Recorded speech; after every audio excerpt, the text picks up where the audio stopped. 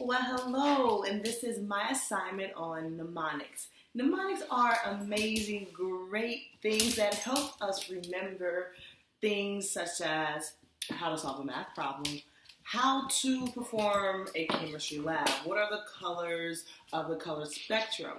So, my favorite mnemonic of all time is PEMDAS. Please excuse my dear Aunt Sally, or as we know it, order of operations. You do your parentheses first and your exponents, your multiplication, division, addition, and subtraction.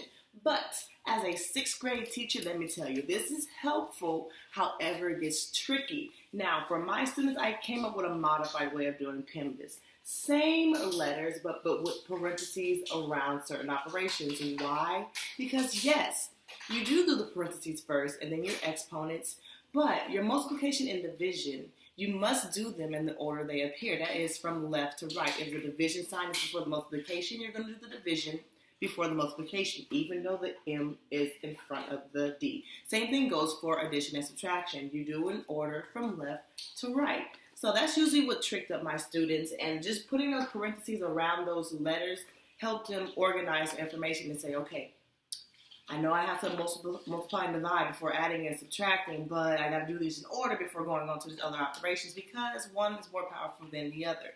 So since I am a math teacher and also teach science, one other way that some other mnemonics that I came up with was called PERFS. PFRMS, and that is for division of fractions. And I kind of got it from a Missy Elliott song.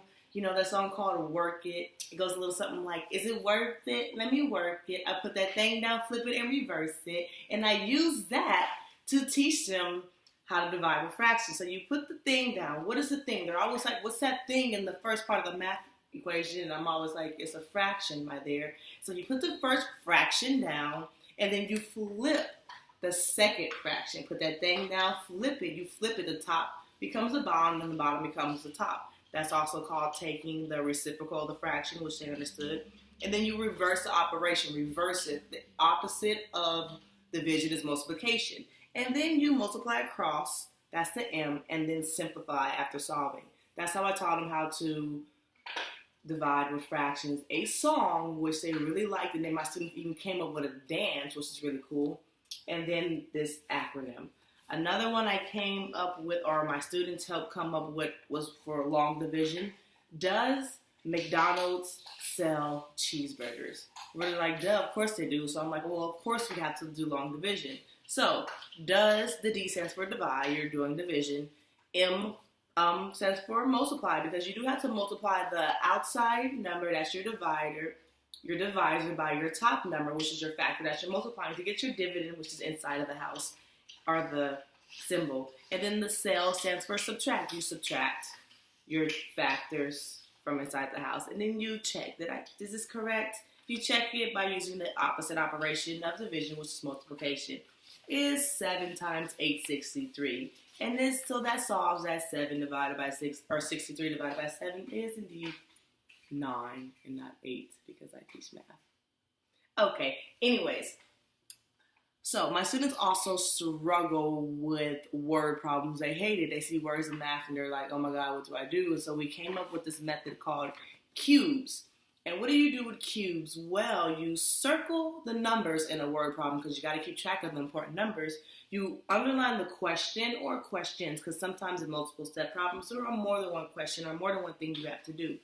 The B stands for boxing your units. Do you put a box around your units, such as 3 inches? I will put a circle around 3 and a box around inches because that's my units. E, evaluate the steps or the procedure. Okay, is it multi-steps? What do you need to do? Am I using division of fractions? Is it solving one-step equations and things such as that nature? And then the S in cubes stands for solve.